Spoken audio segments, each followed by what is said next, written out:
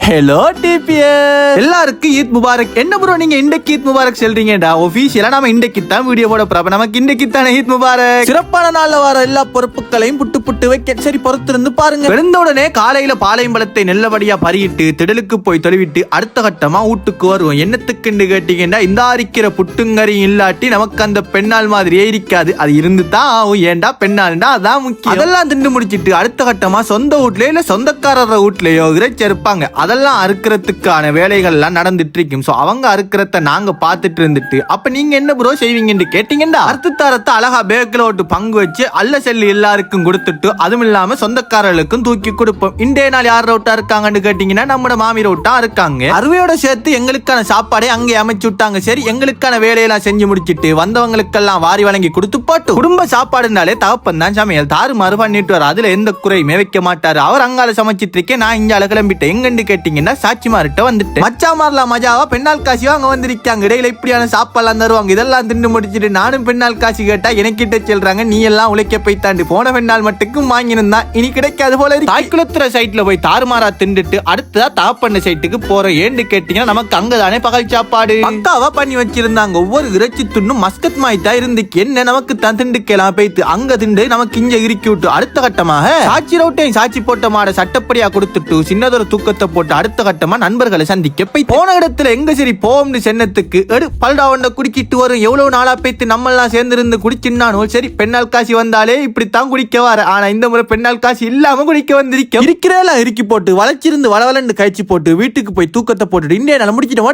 அடுத்த பார்க்கலாம்.